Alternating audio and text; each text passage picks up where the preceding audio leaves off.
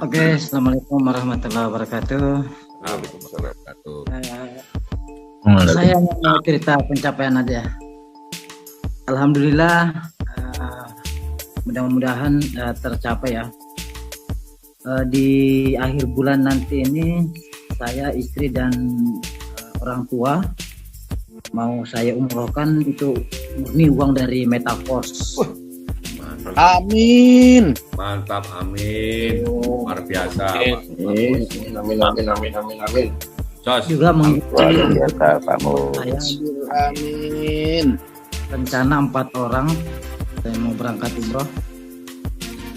Uangnya sudah terkumpul. Mudah-mudahan diberi kesehatan, diberi keselamatan, sehat walafiat, bisa kembali pulang, jalankan lagi bisnis Metaforce. Amin. Amin, Bang. Amin. Oke, luar biasa Bang Mus. Oke, Bang Mus, terima kasih atas responnya. Ya, jadi kami sangat senang ya mendengar informasi seperti itu. Itu adalah sebuah energi yang teman-teman berikan kepada kami. Dan kami selalu menganjurkan Metaforce ini adalah sebuah bisnis hebat. Tapi kehebatan dari bisnis ini tidak cukup ketika teman-teman ya menjalankan bisnis ini tanpa dasar niat baik. Ketika kita menjalankan suatu bisnis dengan alasan yang kuat untuk membahagiakan orang-orang dekat kita, orang-orang yang kita sayangi, maka energi itu akan selalu ada di dalam tubuh kita, dan itu akan membantu pengembangan bisnis kita. Nah, seperti yang Bang Mus lakukan itu cukup baik, karena tujuan dari dia berbisnis itu adalah untuk hal yang baik, untuk beribadah ya, seperti itu. Nah, jadi banyak kasus terjadi, orang-orang menemukan suatu sistem yang hebat, kemudian mereka berhasil, dan hasil dari pendapatan yang mereka dapatkan dari bisnis tersebut disalahgunakan dalam hal-hal negatif misalnya. Maka itu tanpa disadari itu akan menghilangkan ilmu yang kita pahami ya. Tanpa disadari itu akan menjatuhkan kita bahkan lebih parah dari kondisi yang sebelumnya.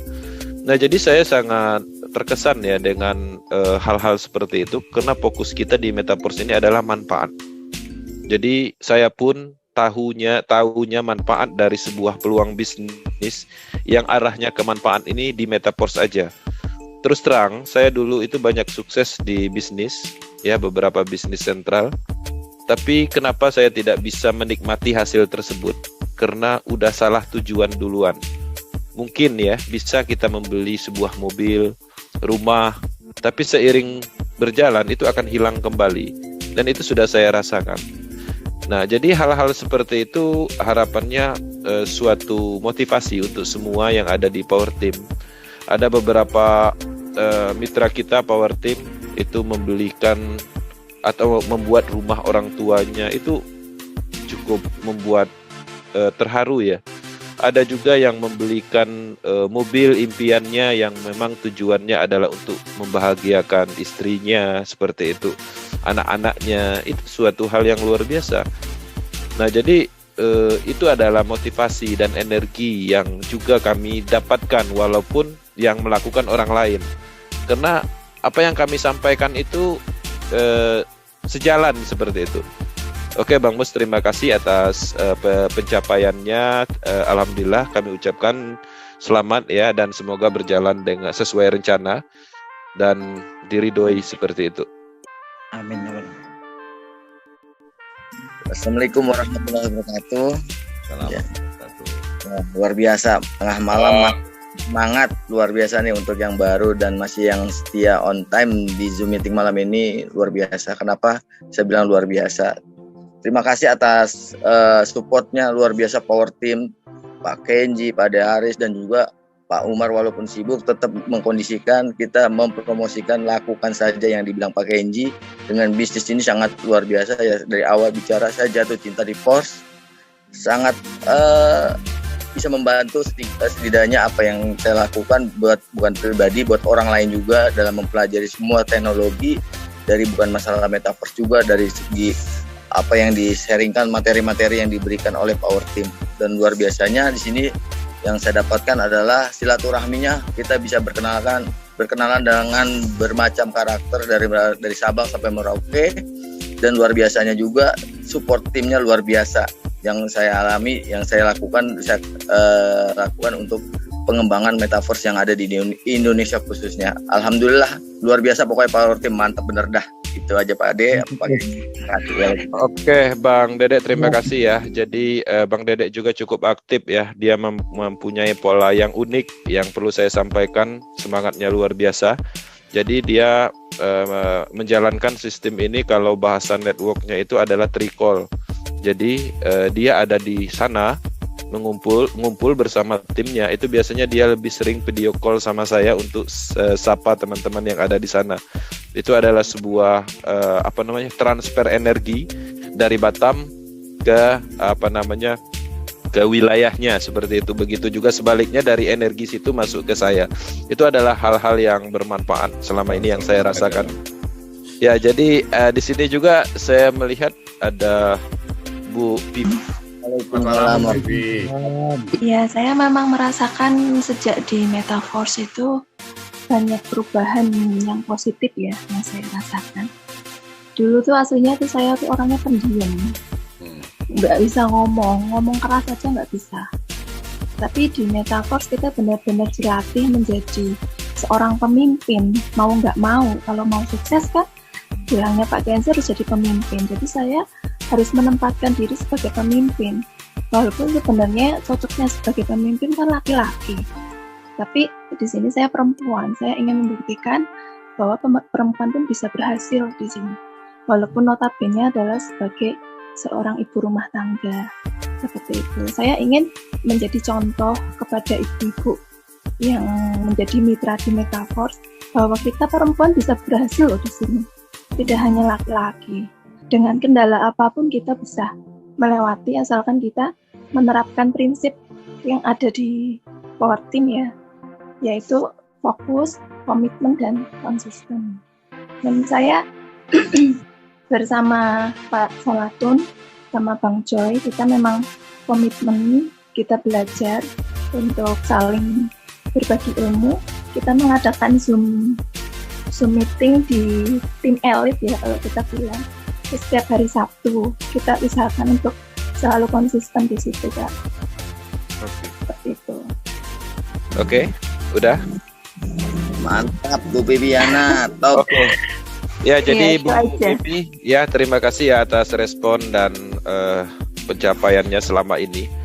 Jadi saya masih ingat sekali perkembangan dari mitra kami Bu Pipiana, dan saya sempat masukkan ke kolom testimoni juga pencapaian tercepat 150 juta dalam 1 bulan di slide tadi. Nah, jadi kenapa saya melihat ada sosok ya yang selama ini kita mensukseskan dalam kategori profesional bisnis itu biasa, tapi ketika ada ya seseorang yang berhasil dalam kategori ibu rumah tangga yang tidak mempunyai basic kripto, dan dulu pertanyaannya ringan dalam kategori mendasar sekali. Jadi saya ingat di awal-awal dulu Bu Pipiana ini orangnya aktif banget bertanya, tapi pertanyaannya itu mendasar sekali. Dan sekarang kemajuan terpesatnya yang saya perhatikan malah terkadang itu dia membantu dalam hal memberikan jawaban, menyempurnakan. Artinya ada peningkatan yang signifikan terjadi di dalam diri Bu Pipiana karena berada di bisnis Metaverse ini. Nah, jadi teman-teman, tujuan kita berbisnis itu bukan dari perubahan finansial aja, tapi bagaimana caranya kita bisa juga berubah dalam kategori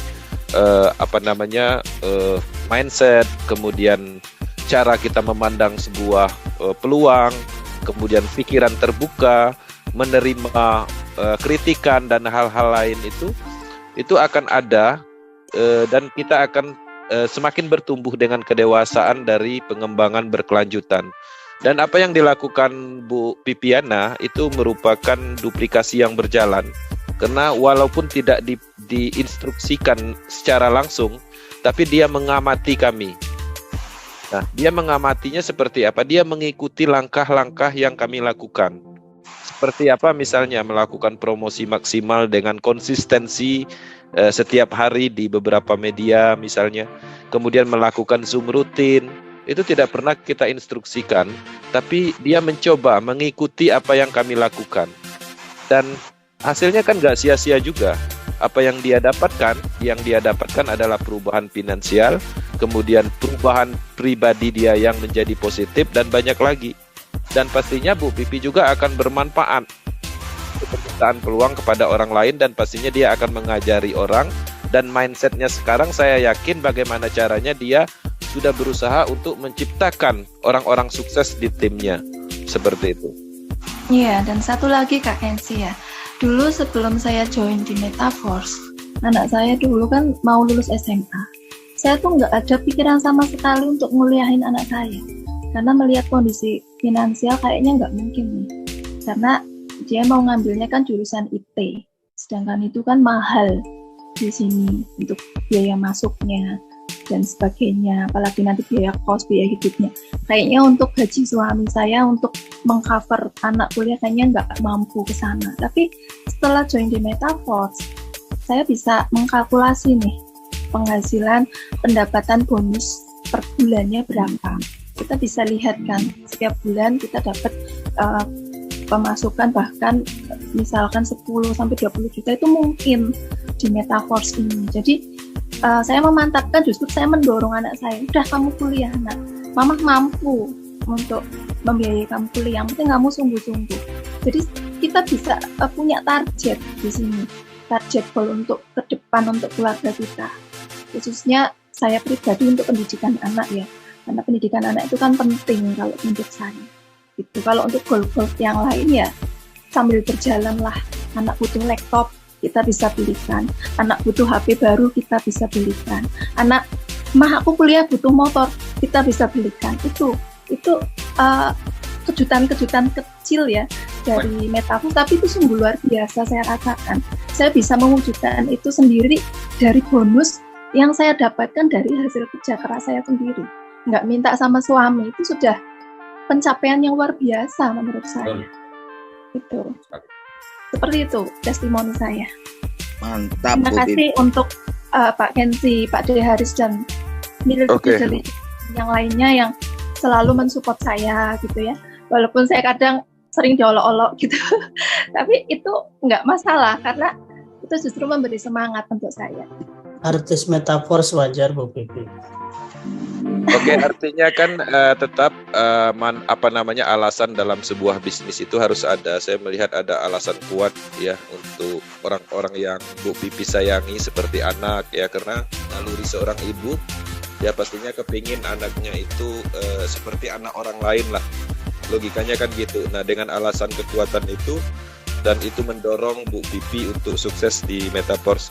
Jadi teman-teman, siapapun yang bergabung di Metaforce, ciptakan alasan maksimal hal-hal positif ya yang ada di lingkungan kita supaya kita selalu termotivasi untuk membangun bisnis ini menjadi besar. Oke, terima kasih Bu Pipiana. Oke, minta tambahan sedikit ya Kak Kensi. Saya juga ingin memberikan tambahan untuk teman-teman leader ya. Kalau kita sudah punya pemahaman ilmu, jangan kita pelit untuk berbagi ilmu kepada siapapun. Walaupun itu bukan timnya kita, bukan mitranya kita. Kadang saya sering ditegur tuh sama suami saya. Itu kamu ngasih pemahaman kayak gitu tuh mitramu bukan ngapain kamu? Itu bukan mitramu, nggak ada untungnya bla bla bla. Tapi dari dalam diri saya tuh jangan gitu loh.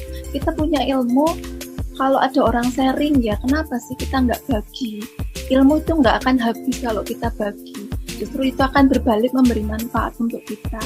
Jadi saran saya kepada leader-leader lain, kalau ada mitra yang merapat cat ke kita gitu, walaupun kita tahu itu bukan tim saya, itu bukan mitra saya, nggak masalah lah kita berikan ilmu, berbagi, sharing-sharing gitu. Tips suksesnya seperti apa pada mereka gitu. Insya Allah kalau kita ikhlas memberikan ilmu kepada mereka, itu akan berbalik sendiri. kita akan mendapatkan rezeki dari arah yang tidak kita sangka-sangka. Seperti itu, teman-teman. Oke, Bu Pipi. Sebenarnya begini, karma baik itu akan dibalas dengan kebaikan, ya. Jadi begini, ketika kita merespon beberapa orang yang memang terkadang kita merasa tidak diuntungkan, ya, terasa membuang waktu. Tapi ada satu poin yang harus kita sadari, ketika kita merespon seseorang tersebut, walaupun itu bukan mitra kita, sebenarnya kita mengasah diri kita dalam hal memahami bisnis ini, itu satu. Kemudian yang kedua, ketika kita juga memotivasi siapapun orangnya yang kita motivasi, sebenarnya kita sedang memotivasi diri kita sendiri. Nah, itulah kenapa ada kalimat, ya, kebaikan itu akan dibalas dengan kebaikan juga. Sebenarnya itu adalah faktanya ketemu. Nah, jadi coba bayangkan, kalau saya tidak pernah memotivasi seseorang, apakah saya termotivasi untuk diri saya sendiri? Tidak akan. Ketika saya ingin memberikan contoh yang baik kepada mitra kami di Power Team, kami juga harus pastinya termotivasi untuk berbuat baik. Nah, jadi hal-hal seperti itu memang terkadang dianggap sepele. Nah, jadi itulah yang kami rasakan juga, karena dulu pada saat membangun bisnis ini, kami sama sekali tidak memperdulikan dari tim mana. Pada saat itu saya ingat sekali, beberapa tim di seluruh Indonesia ini konsultasinya sama saya, dan saya tidak pernah mengungkit itu. Tapi sayangnya beberapa tim yang saya merasa yang saya pernah bantu, dan saya tidak perlu menjelaskan bahwa saya membantunya mereka, tapi tim petingginya dalam kategori mentor dari tim tersebut kadang itu menyerang Power Team. Nah, itu yang terkadang benturan yang cukup hebat di psikologi kita, tapi kita harus melawan itu. Nah, jadi pada akhirnya juga itu akan berbalik. Nah, jadi banyak kasus, bahkan saya dulu pernah merelakan waktu saya untuk mendistribusikan die stabil coin itu kepada tim lain. Bayangkan teman-teman. Tapi ada di suatu sisi mereka menyerang nantinya. Mereka menjelekkan dengan fakta yang tidak mendasar, yang tujuannya untuk menarik Power Team ke tim mereka gitu. Tapi nggak ada masalah, karena begini, saya mengembangkan bisnis Metaverse ini tujuannya adalah untuk manfaat baginya.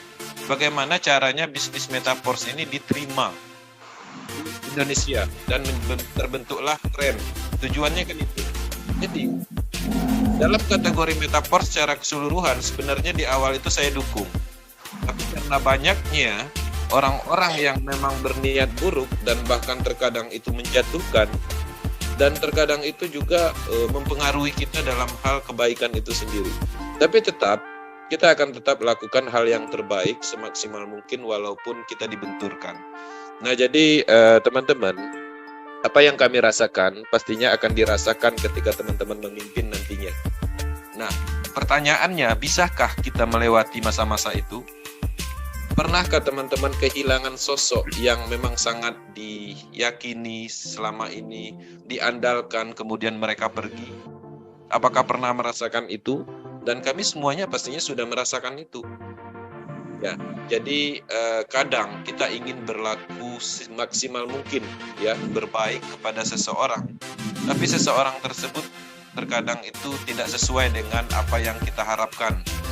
Nah, jadi hal seperti itu akan ditemui oleh semua tim yang namanya seseorang pemimpin akan menemukan itu. Nah, benturan itu ya pastinya itu harus dilewati. Jadi kalau berbicara teman-teman tentang mitranya diambil orang, mitranya pindah, dan itu sudah pernah kami laluin semua hal-hal sulit seperti itu. Cuman bagaimana caranya kita mengelola itu ke hal-hal positif, karena setiap tantangan, setiap masalah itu adalah mengasah diri sendiri, prinsipnya di situ. Oke, nah jadi seperti itu aja yang perlu saya sampaikan. Murni apa yang kami